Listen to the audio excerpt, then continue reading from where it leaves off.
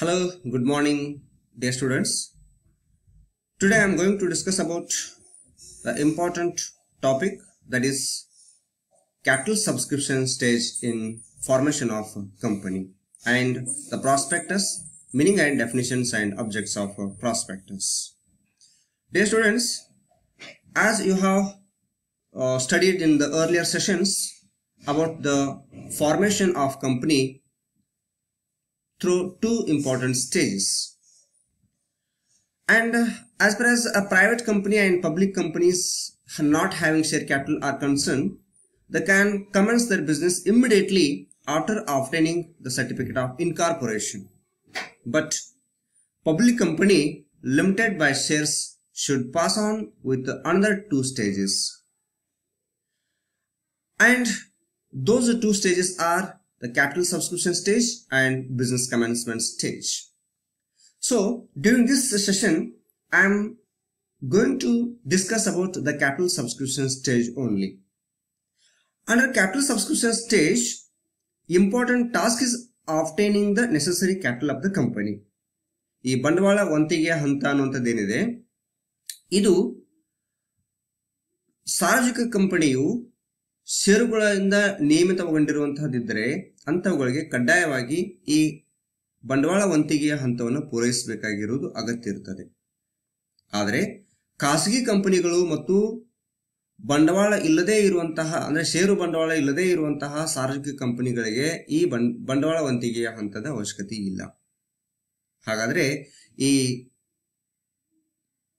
ಸಾರ್ವಜನಿಕ ಕಂಪನಿಯು ಷೇರುಗಳಿಂದ ಪ್ರಾರಂಭವಾಗುವಂಥದ್ದಿದ್ದರೆ ಅವಾಗ ಅವರು ಕೆಲವೊಂದು ಮಹತ್ವದಾಗಿರ್ತಕ್ಕಂತಹ ಕಾರ್ಯಚಟುವಟಿಕೆಗಳನ್ನ ಈ ಒಂದು ಬಂಡವಾಳ ಸಂಗ್ರಹಣೆಯ ಹಂತ ಅಥವಾ ವಂತಿಗೆಯ ಹಂತದಲ್ಲಿ ನಿರ್ವಹಿಸಬೇಕಾಗ್ತದೆ. Then after incorporation, a meeting of a board of directors will be convened to deal with the following business. Incorporation stage ಮುಗಿದ ತಕ್ಷಣ ಅಂದ್ರೆ ಕಂಪನಿಗೆ ಇನ್ಕಾರ್ಪೊರೇಷನ್ ಆಯಿತು ಅಂತಂದ್ರೆ ಕಂಪನಿಯ ಬೋರ್ಡ್ ಆಫ್ ಡೈರೆಕ್ಟರ್ಸ್ ಒಂದು ಮೀಟಿಂಗ್ ಕರಿಬೇಕಾಗ್ತದೆ ಮತ್ತು ಆ ಮೀಟಿಂಗ್ ನೊಳಗ ಈ ಕೆಲವೊಂದು ಕೆಳಗೆ ನೀಡಿರ್ತಕ್ಕಂತಹ ಅಂಶಗಳ ಬಗ್ಗೆ ಚರ್ಚಿಸಬೇಕಾಗ್ತದೆ. ಹಾಗಾದ್ರೆ ಏನೆಲ್ಲ ಅವರು ಚರ್ಚೆ ಮಾಡಬೇಕಾಗ್ತದೆ, ಏನೆಲ್ಲ ಕರ್ತವ್ಯಗಳನ್ನ ನಿಭಾಯಿಸಬೇಕಾಗ್ತದೆ ಈ ಒಂದು ಬೋರ್ಡ್ ಆಫ್ ಡೈರೆಕ್ಟರ್ಸ್ ಮೀಟಿಂಗ್ ನಲ್ಲಿ ಅನ್ನೋದು ನೋಡೋದಾದ್ರೆ, first of all appointment of a secretary or confirming pro tem secretary. ಈ ಹಂತದೊಳಗೆ ಏನ್ ಮಾಡ್ಬೇಕಾಗ್ತಿತ್ತು, ಅವರು ಕಂಪನಿಯ ಕ್ಯಾಪಿಟಲ್ ಸಬ್ಸ್ಕ್ರಿಪ್ಷನ್ ಮಾಡೋಕ್ಕಿಂತ ಮುಂಚೆ ಕಂಪನಿಯ ಸೆಕ್ರೆಟರಿಯನ್ನ ಅಂದ್ರೆ ಕಾರ್ಯದರ್ಶಿಯನ್ನ ನೇಮಕಾತಿ ಮಾಡ್ಕೊಳ್ಬೇಕು. ಒಂದ್ ವೇಳೆ ಆಲ್ರೆಡಿ ಅಂದ್ರೆ ಈಗ ಪ್ರಮೋಷನ್ ಸ್ಟೇಜ್ ದಲ್ಲಿ ನೇಮಕವಾಗಿರ್ತಕ್ಕಂಥ ಪ್ರೋಟರ್ಮ್ ಸೆಕ್ರೆಟರಿ ಅಂತ ಏನ್ ಹೇಳ್ತೀವಿ ಅವರಿದ್ರು ಅಂತಂದ್ರೆ ಅವರನ್ನೇ ಹೆಚ್ಚಿನ ಪ್ರಮಾಣದೊಳಗ ಕನ್ಫರ್ಮ್ ಮಾಡುವ ಸಾಧ್ಯತೆ ಇರ್ತದೆ, ಅಂದ್ರೆ ಮರು ನೇಮಕಾತಿ ಮಾಡುವ ಸಾಧ್ಯತೆ ಇರ್ತದೆ. ದೆನ್ ಅದರ ಜೊತೆಗೆ they are also going to have appointment of bankers, auditors, solicitors, brokers etcetera. ಇದು ಸೆಕ್ರೆಟರಿಗಳಷ್ಟೇ ಅಲ್ಲದೆ ಬ್ಯಾಂಕರ್ಗಳ ನೇಮಕಾತಿ ಮಾಡೋದು, ದೆನ್ ಲೆಕ್ಕ ಪರಿಶೋಧಕರ ನೇಮಕಾತಿ, ಸಾಲಿಸಿಟರ್ಗಳ ನೇಮಕಾತಿ, ದಲ್ಲಾಳಿಗಳ ನೇಮಕಾತಿ, ಹೀಗೆ ಹಲವಾರು ಜನರ ಅವಶ್ಯಕತೆ ಇರ್ತದೆ ಈ ಒಂದು ಕಂಪನಿಗೆ. ಅದಕ್ಕೆ ಅವರೆಲ್ಲರ ನೇಮಕಾತಿಯನ್ನು ಮಾಡಿಕೊಳ್ಳುವಂಥದ್ದು ನೋಡಬಹುದು. ದೆನ್ ಈ ಒಂದು ಮೀಟಿಂಗ್ ನೊಳಗ ಮತ್ತೊಂದು ಮಹತ್ವದಾಗಿರ್ತಕ್ಕಂತಹ ಚರ್ಚೆ ನಡೀತದ, that is regarding adoption of draft prospectus or statement in lieu of prospectus. ಈ ಡ್ರಾಫ್ಟ್ ಪ್ರಾಸ್ಪೆಕ್ಟಸ್ ಅನ್ನ ಅಡಾಪ್ಟ್ ಮಾಡ್ಕೊಳ್ಳೋಕೆ ಸಂಬಂಧಪಡ್ತಕ್ಕಂಥ ಚರ್ಚೆ ನಡೀತದ, ಅಥವಾ ಕೆಲವೊಂದು ಸಂದರ್ಭದಲ್ಲಿ statement in lieu of prospectus ಅನ್ನು ಕೂಡ, ಅಂದ್ರೆ ಸಾರ್ವಜನಿಕ ಕಂಪನಿಯು ಷೇರುಗಳಿಂದ ನೇಮಿತಗೊಂಡಿರ್ತಕ್ಕಂಥ ಕಂಪನಿ ಆಗಿದ್ದರೆ ಅವಾಗ statement in lieu of prospectus ಕೂಡ ಇಲ್ಲಿ ಅಕ್ಸೆಪ್ಟ್ ಮಾಡುವಂತದ್ದು, ಅಡಾಪ್ಟ್ ಮಾಡ್ಕೊಳ್ತಕ್ಕಂಥದ್ದನ್ನ ನೋಡಬಹುದು. Then adoption of underwriting contract. ಈ ಷೇರುಗಳನ್ನ ಏನು ಇಶ್ಯೂ ಮಾಡೋರಿದ್ದಾರೆ ಅಥವಾ ಷೇರು ಕ್ಯಾಪಿಟಲ್ ಗಳನ್ನ ಏನು ಪಬ್ಲಿಕ್ ನಿಂದ ಸಂಗ್ರಹಣೆ ಮಾಡೋರಿದ್ದಾರೆ ಅದಕ್ಕೆ ಸಂಬಂಧಪಡುವ ಹಾಗೆ ಅಂಡರ್ ರೈಟರ್ಸ್ ಗಳ ಒಂದು ಕಾಂಟ್ರಾಕ್ಟ್ ಅನ್ನ ಅವ್ರ ಜೊತೆಗೆ ಒಂದು ಒಪ್ಪಂದನ್ನು ಕೂಡ ಮಾಡ್ಕೊಳ್ಳತಕ್ಕಂಥದ್ದು ಇಲ್ಲಿ ಚರ್ಚೆ ಆಗ್ತದೆ. Then they were also have to take a decision on public offer for capital subscription. Public offer ಅಂದ್ರೆ ಸಾರ್ವಜನಿಕರಿಗೆ ಏನ್ ನಾವು ಈ ಷೇರುಗಳ ಮೂಲಕ ಆಹ್ವಾನ ನೀಡೋರ್ತೀವಿ ಅಂತಹದಕ್ಕೆ ಸಂಬಂಧಪಡ್ತಕ್ಕಂಥ ನಿರ್ಣಯವನ್ನು ಕೂಡ ಇಲ್ಲಿ ತಗೊಳ್ಬೇಕಾಗ್ತದೆ. Then decision on listing of shares at stock exchange is to be secured. So ಇದೇ ಒಂದು ಮೀಟಿಂಗ್ ನಲ್ಲಿ ಬಹಳಷ್ಟು ಮಹತ್ವದಾಗಿರ್ತಕ್ಕಂತಹ ಷೇರುಗಳನ್ನ ನಾವು ಇಶ್ಯೂ ಮಾಡೋರ್ತೀವಿ ಅವುಗಳಿಗೆ ಸಂಬಂಧಪಡ್ತಕ್ಕಂಥದ್ದನ್ನ ನಾವು ಷೇರು ವಿನಿಮಯ ಕೇಂದ್ರದೊಳಗ ನೋಂದಣಿ ಮಾಡತಕ್ಕಂತಹ ನಿರ್ಣಯ ಕೂಡ ಇಲ್ಲೇ ಮಾಡ್ತಿರ್ತಾರೆ.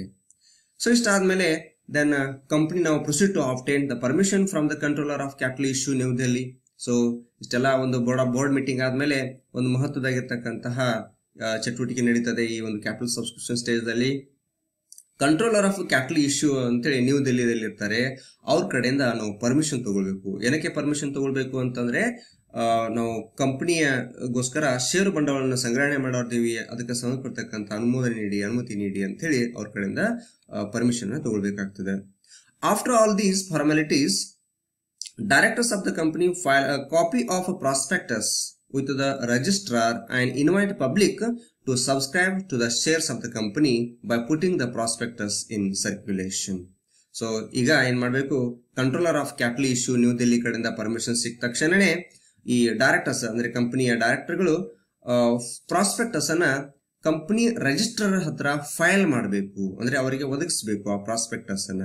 ಮತ್ತು ಅದಾದ ನಂತರ ಆ ಕಂಪನಿ ರಿಜಿಸ್ಟರ್ಗೆ ಅದನ್ನ ನೀಡಿದ ಮೇಲೆ ನಂತರ ಪಬ್ಲಿಕ್ಗೆ ಇವರು ಇನ್ವೈಟ್ ಮಾಡೋದು, ಅಂದ್ರೆ ಆ ಪ್ರಾಸ್ಪೆಕ್ಟಸ್ ಅನ್ನ ಬಿಡುಗಡೆಗೊಳಿಸಿ ಸಾರ್ವಜನಿಕವಾಗಿ ಅದನ್ನ ಅಕ್ಸೆಪ್ಟ್ ಮಾಡ್ಕೋ ಹಾಗೆ ನೋಡ್ಕೊಳ್ಳೋದು.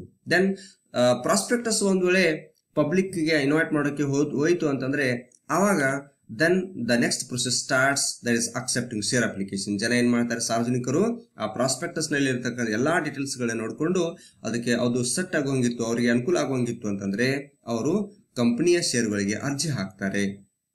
ದೆನ್ ಹಾಗೆ ಅರ್ಜಿ ಬಂದಿರತಕ್ಕಂತಹ ಅರ್ಜಿಗಳನ್ನೆಲ್ಲ ಕುಲಂಕುಷವಾಗಿ ಪರಿಶೀಲನೆ ಮಾಡಿದ ನಂತರ ಒಂದು ಬೋರ್ಡ್ ರೆಸೊಲ್ಯೂಷನ್ ಪಾಸ್ ಮಾಡ್ತಾರೆ. ಮತ್ತು ಆ ರೆಸೊಲ್ಯೂಷನ್ ಯಾವ್ದಕ್ಕೆ ಸಂಬಂಧಪಡುವಂಗಿರ್ತದೆ ಅಂತಂದ್ರೆ ಶೇರ್ ಅಲಾಟ್ಮೆಂಟ್ ಗೆ ಸಂಬಂಧಪಡುವ ಹಾಗಿರ್ತದೆ. ಅಂದ್ರೆ ಶೇರ್ ಅಪ್ಲಿಕೇಶನ್ ಬಂದಿರತಕ್ಕಂಥವನ್ನೆಲ್ಲವನ್ನ ಕುಲಂಕುಷವಾಗಿ ಪರಿಶೀಲನೆ ಮಾಡಿ ಅವೆಲ್ಲವೂ ಸರಿ ಇದಾವೆ ಅಂತ ಅನ್ಕೊಂಡ್ರೆ, ಅದು ಅಕ್ಸೆಪ್ಟ್ ಆಗೋಂಗಿವೆ ಅಂತ ಅನ್ಕೊಂಡ್ರೆ ಅವಾಗ ಷೇರುಗಳನ್ನ ಹಂಚಿಕೆ ಮಾಡ್ತಾರೆ. ಆ ಹಂಚಿಕೆ ಮಾಡ್ತಕ್ಕಂಥದಕ್ಕೆ ಸಂಬಂಧಪಡುವ ಹಾಗೆ ಒಂದು ಠರಾವನ್ನ ಇಲ್ಲಿ ಬೋರ್ಡ್ ಮೀಟಿಂಗ್ ನಲ್ಲಿ ಪಾಸ್ ಮಾಡ್ತಾರೆ.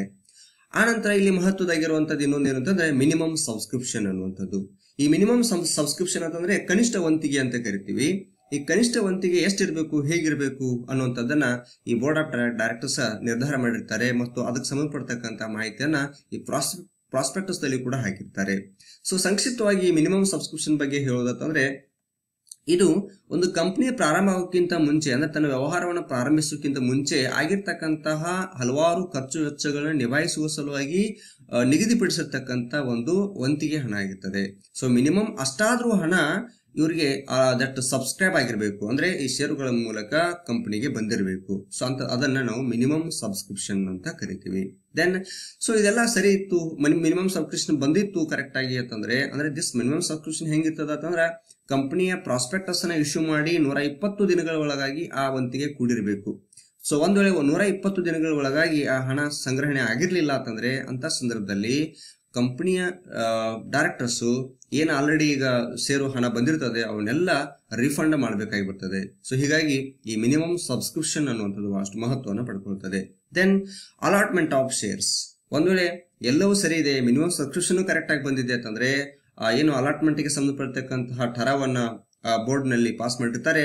ಅದಕ್ಕೆ ಅನುಗುಣವಾಗಿ ಎಲ್ಲಾ ಷೇರುದಾರರಿಗೆ ಷೇರುಗಳನ್ನ ಅಲಾಟ್ ಮಾಡ್ತಾರೆ, ಅಂದ್ರೆ ಅಲಾಟ್ಮೆಂಟ್ ಮಾಡಿ ಅವರಿಗೆ ಅದಕ್ಕೆ ಸಂಬಂಧಪಡ್ತಕ್ಕಂತಹ ಒಂದು ಲೆಟರ್ ಅನ್ನ, ಅಲಾಟ್ಮೆಂಟ್ ಲೆಟರ್ ನ ಅವರಿಗೆ ಕೊಡ್ತಾರೆ. Then filing return of allotment with registrar. So ಈ ಅಲಾಟ್ಮೆಂಟ್ ಆಗಿರ್ತಕ್ಕಂಥದಕ್ಕೆ ಸಂಬಂಧಪಡ್ತಕ್ಕಂತಹ ಮಾಹಿತಿಯನ್ನ ಕಂಪನಿ ರಿಜಿಸ್ಟ್ರಾರ್ಗೆ ಒದಗಿಸಬೇಕಾಗ್ತದೆ. ಆ ನಂತರ ಈ ದಟ್ ಕಂಪನಿಯವರು ಷೇರುದಾರರಿಗೆ ಷೇರು ಸರ್ಟಿಫಿಕೇಟ್ ಗಳನ್ನ ಇಶ್ಯೂ ಮಾಡ್ತಿರ್ತಾರೆ.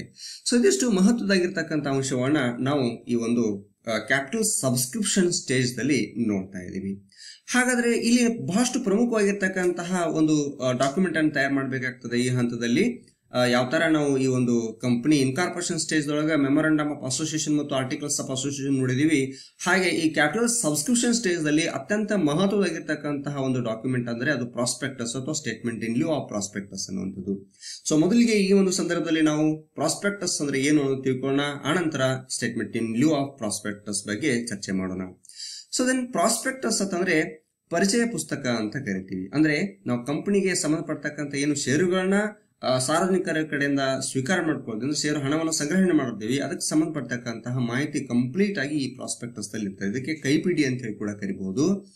Then it is a document containing detailed information about the company and an invitation to the public for subscribing to the share capital and debentures issued in is called prospectus. So prospectus ಅಂದ್ರೆ ಏನ್ ಅಂತ ದೊಡ್ಡ ಸಮಸ್ಯೆ ಅಂತ ತಿಳ್ಕೋದಲ್ಲ, ಇದೊಂದು ಕೈಪಿಡಿ, ಇದೊಂದು ಪುಸ್ತಕ. ಈ ಪುಸ್ತಕದೊಳಗೆ ಏನಿರ್ತದೆ ಅಥವಾ ಇದೊಂದು ಪತ್ರದೊಳಗೆ ಏನಿರ್ತದೆ ಅಥವಾ ಈ ಒಂದು ದಾಖಲೆಯೊಳಗೆ ಏನಿರ್ತದೆ ಅಂತಂದ್ರೆ ಕಂಪನಿಯು ಸಾರ್ವಜನಿಕರಿಗೆ ಇನ್ವಿಟೇಷನ್ ಕೊಡುತ್ತಿರ್ತದೆ ಅಥವಾ ಅವರಿಗೊಂದು ಸೂಚನೆಯನ್ನು ಕೊಡ್ತದೆ. ನಾವು ಇಂತಿಂತ ಕಂಪನಿಯವರು ಈ ರೀತಿಯಾಗಿರ್ತಕ್ಕಂಥ ವ್ಯವಹಾರವನ್ನು ಪ್ರಾರಂಭ ಮಾಡಿರ್ತೀವಿ, ಈ ರೀತಿಯಾಗಿರ್ತಕ್ಕಂಥ ಷೇರುಗಳ ಮೂಲಕ, ಈ ರೀತಿಯಾಗಿರ್ತಕ್ಕಂಥ ಡಿಬೆಂಚರ್ಗಳ ಮೂಲಕ ನಾವು ಹಣವನ್ನು ಸಂಗ್ರಹಣೆ ಮಾಡಿರ್ತೀವಿ. ಅದಕ್ಕೆ ನೀವು ಇದಕ್ಕೆ ಸಂಬಂಧಪಡುವ ಹಾಗೆ ಸಬ್ಸ್ಕ್ರಿಪ್ಷನ್ ಅನ್ನ ಮಾಡಬಹುದು, ಅಂದ್ರೆ ವಂತಿಗೆ ಹಣವನ್ನು ನೀವು ನೀಡಬಹುದು ಅಂತ ಒಂದು ಆಹ್ವಾನ ನೀಡಿರ್ತಕ್ಕಂಥ ಪತ್ರ ಆಗಿರ್ತದೆ. ಅದನ್ನೇ ನಾವಿಲ್ಲಿ ಪ್ರಾಸ್ಪೆಕ್ಟಸ್ ಅಂತ ಕರಿಬಹುದು. ಸೊ ಕಂಪನೀಸ್ ಆಕ್ಟ್ ಕೂಡ ಇದಕ್ಕೆ ಸಂಬಂಧಪಟ್ಟಕ್ಕಂಥ ಒಂದು ಡೆಫಿನೇಷನ್ ಕೋಟ್ ಮಾಡ್ತದೆ. As per section 2 subsection 36 of the companies act, the prospectus means any document described are issued as A prospectus and includes any notice, circular, advertisement or other document inviting deposits from the public or inviting offers from the public for the subscription or purchase of any shares in or debentures of a body corporate. ನಮ್ಮ ಏನೋ ಒಂದು ಸಂಸ್ಥೆ ಪ್ರಾರಂಭ ಆಗ್ತಾ ಇದೆ, ಆ ಸಂಸ್ಥೆಯ ವ್ಯವಹಾರಕ್ಕೆ ಬೇಕಾಗಿರ್ತಕ್ಕಂಥ ಹಣದ ಅವಶ್ಯಕತೆ ಇದೆ. ಆ ಹಣವನ್ನು ನಾವು ಷೇರುಗಳ ಮೂಲಕನೋ ಅಥವಾ ಡಿಬೆಂಚರ್ಗಳ ಮೂಲಕನೋ ಅಥವಾ ಬೇರೆ ಯಾವುದೋ ಒಂದು ರೂಪದಲ್ಲಿ ನಾವು ಅವುಗಳನ್ನ ಸಂಗ್ರಹಣೆ ಮಾಡಬೇಕಾಗಿದೆ ಈ ಒಂದು ಕಂಪನಿಯ ಉದ್ದೇಶನ ಈಡೇರಿಸುವ ಸಲುವಾಗಿ. ಹಾಗಾಗಿ ಆ ಕಂಪನಿಯು ಒಂದು ಪ್ರಾಸ್ಪೆಕ್ಟಸ್ ಅನ್ನುವಂಥ ಒಂದು ಕೈಪಿಡಿಯನ್ನು ನೀಡಿ, ಆ ಕೈಪಿಡಿಯು ಒಂದು ಸರ್ಕ್ಯುಲರ್ ರೀತಿಯೊಳಗಿರ್ಬೋದು ಅಥವಾ ನೋಟಿಸ್ ರೀತಿಯಲ್ಲಿ ಇರ್ಬೋದು ಅಥವಾ ಸಿಂಪಲಿ ಒಂದು ಅಡ್ವರ್ಟೈಸ್ಮೆಂಟ್ ಆಗಿರ್ಬೋದು ಅಥವಾ ಯಾವುದೋ ಒಂದು ಡಾಕ್ಯುಮೆಂಟ್ ಅನ್ನು ಮೂಲಕ ನಮ್ಮ ಕಂಪನಿಗೆ ನೀವು ಡಿಪಾಸಿಟ್ ಮಾಡ್ರಿ ಅಂತ ಸಾರ್ವಜನಿಕ ನೀಡಿರ್ತಕ್ಕಂಥ ಒಂದು ಆಫರ್ ಅಥವಾ ಒಂದು ಆಹ್ವಾನ ಇದಾಗಿರ್ತದೆ ಅಂತ ಹೇಳ್ಬೋದು. ಸೊ ಬಹಳಷ್ಟು ಸಿಂಪಲ್ ಆಗಿ ಪ್ರಾಸ್ಪೆಕ್ಟಸ್ ಅಂತಂದ್ರೆ ನಾವು ಇಷ್ಟೇ ಹೇಳ್ಬೋದು, ಇದೊಂದು ಆಹ್ವಾನ ಪತ್ರಿಕೆ ಆಗಿರ್ತದೆ.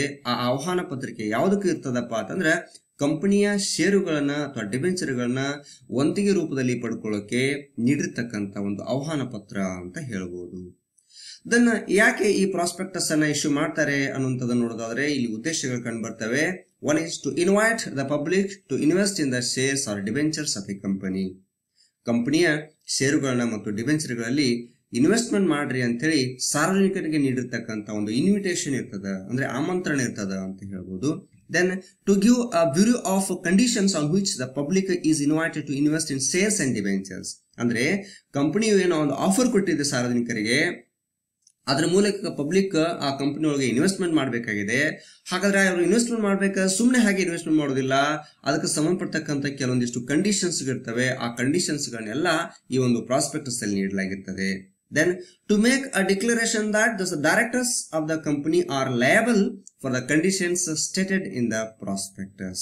ಸೊ ಈ ಒಂದು ಪ್ರಾಸ್ಪೆಕ್ಟಸ್ ಅಲ್ಲಿ ಕ್ಲಿಯರ್ ಆಗಿ ಹೇಳ್ತಾರೆ ಯಾವೆಲ್ಲ ಡೈರೆಕ್ಟರ್ಸ್ ಯಾವ ರೀತಿಯಾಗಿರ್ತಕ್ಕಂಥ ಜವಾಬ್ದಾರಿಗಳಿಗೆ ಆ ಒಂದು ಕಂಡೀಷನ್ಸ್ ಏನಿರ್ತಾವೆ ಅವುಗಳಿಗೆಲ್ಲ ಯಾವ ತರ ಜವಾಬ್ದಾರಿ ಆಗಿರ್ತಾರೆ ಅನ್ನೋದಕ್ಕೆ ಸಂಬಂಧಪಟ್ಟಂತಹ ಒಂದು ಘೋಷಣೆಯನ್ನು ಕೂಡ ಈ ಒಂದು ಪ್ರಾಸ್ಪೆಕ್ಟಸ್ ನಲ್ಲಿ ಮಾಡಲಾಗಿರ್ತದೆ.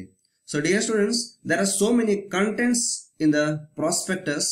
So as per schedule part 1 of schedule 2 and part 2 of schedule 2 and part 3 of schedule 2, we are having so many contents, and regarding all those contents we will discuss in the next session. So dear students, throughout this session we have discussed about the capital subscription stage, and under that the main document is prospectus, its meaning, definitions and objects were dealt. So dear students, in the next session I will discuss about the prospectus and statement in lieu of prospectus. The contents are to be discussed in the next session. Thank you.